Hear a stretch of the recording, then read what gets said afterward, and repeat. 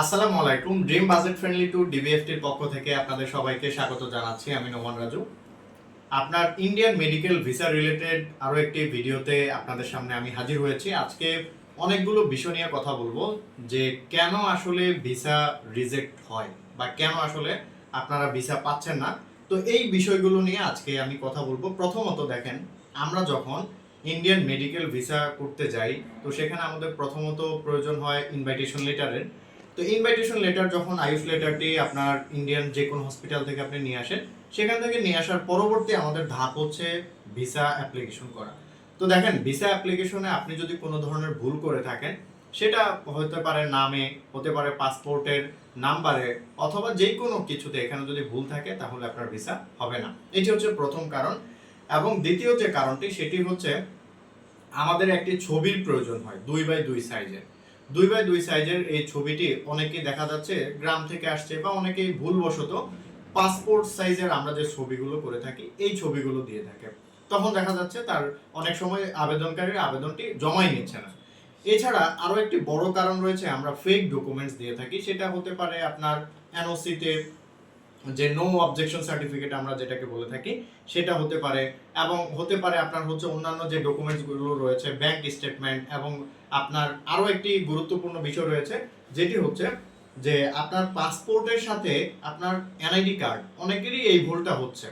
যেমন আপনার এনআইডি কার্ডে দেয়া রয়েছে ধরেন 2000 সাল, কিন্তু আপনার পাসপোর্টটি আগেই করা হয়েছে, সেখানে দেয়া রয়েছে ধরেন 2001 সাল, 2 সাল। এরকম অনেকগুলো সমস্যার কারণে আপনার ভিসাগুলো রিজেকশন হচ্ছে।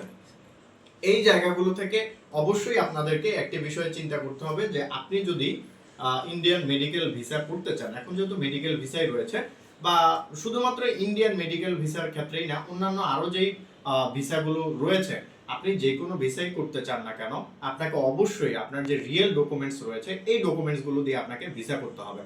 অযথা যদি আপনি দেখা যায় আপনি এরকম একটি ডকুমেন্টস দিলেন, সেটি আসলে আপনার কোনোভাবে ফেক ডকুমেন্টস, এটি যদি ভিসা অফিসার বুঝতে পারে অথবা ইন্ডিয়ান হাই কমিশন বুঝতে পারে, তাহলে কিন্তু আপনার পাসপোর্টে অ্যাপ্লাইড সিল মেরে দিবে। যার জন্য আপনি, অনেকে বলছে 5 বছর, কিন্তু 5 বছর না, আপনি আগামী আপনি 5 বছর পরে বা 10 বছর পরের কথাও বলেন, আপনি আর কখনো ইন্ডিয়াতে ঢুকতে পারবেন না। কারণ যখন আপনার আগের পাসপোর্টটি দেখতে চাইবে, আগের পাসপোর্টে কিন্তু আপনার 10 বছরের মেয়াদ আছে বা 5 বছরের মেয়াদ আছে, আপনি কিন্তু সেখানে গেলেন, পাসপোর্টে আপনি দিলেন যে আপনার পাসপোর্টগুলো জমা দিলেন, আগের যে কয়েকটি পাসপোর্ট রয়েছে জমা দেওয়ার পর ভিসা অফিসার দেখলো যে আপনার এখানে হচ্ছে অ্যাপ্লাইড সিল মারা আছে। তো এই অ্যাপ্লাইড সিলটা যদি দেয়া থাকে তাহলে পরবর্তীতে আপনি কখনোই ইন্ডিয়ান ভিসা পাবেন না। তো এই বিষয়গুলো, আরো একটি বিষয় রয়েছে, দেখেন আমি একটু আপনাদেরকে ক্লিয়ার বলি। সেটা হচ্ছে অনেকেই কি বলেন যে ভাইয়া আমার তো পাসপোর্ট আপনার হচ্ছে 5টা, আমি 4টা দিছি, তারপর আমার ভিসাটা হইলো না। তো আমি বলি যে আসলে দেখেন, আপনার যতগুলো পাসপোর্ট রয়েছে সবগুলো পাসপোর্ট কিন্তু দিতে হবে। আপনার যদি 4টা থাকে 4টা, 3টা থাকে 3টা, 2টা থাকে 2টা, সেই ক্ষেত্রে কোনো একটা পাসপোর্ট যদি আপনার মিসিং থাকে তাহলে আপনি কোনোভাবেই ইন্ডিয়ান ভিসা পাবেন না। মেডিকেল ভিসা হোক বা অন্য যে কোনো ভিসা হোক, যেহেতু এখন ট্যুরিস্ট ভিসা বন্ধ, সেই ক্ষেত্রে এটা নিয়ে আর কথা বলছি না। তো আশা করছি এই বিষয়গুলো অবশ্যই আপনি বুঝতে পেরেছেন। সেই ক্ষেত্রে তাহলে আপনার ভিসা অ্যাপ্লিকেশন কারেক্ট থাকতে হবে, আপনার এনআরডির সাথে পাসপোর্টের মিল থাকতে হবে, 2x2 সাইজের সাদা ব্যাকগ্রাউন্ডের, আপনার অন্য যে কোনো কালারের শার্ট অথবা পাঞ্জাবি অথবা আপনার হচ্ছে যে কোনো গেঞ্জি এরকম টাইপের, বা টি শার্ট, কলারওয়ালা যে টি শার্টগুলো রয়েছে এই টি শার্টগুলো আপনি পরতে পারেন, কিন্তু এটা হতে হবে অন্য যে কোনো কালার, সাদা হওয়া যাবে না। আর ব্যাকগ্রাউন্ড অবশ্যই সাদা থাকতে হবে 2x2 সাইজের।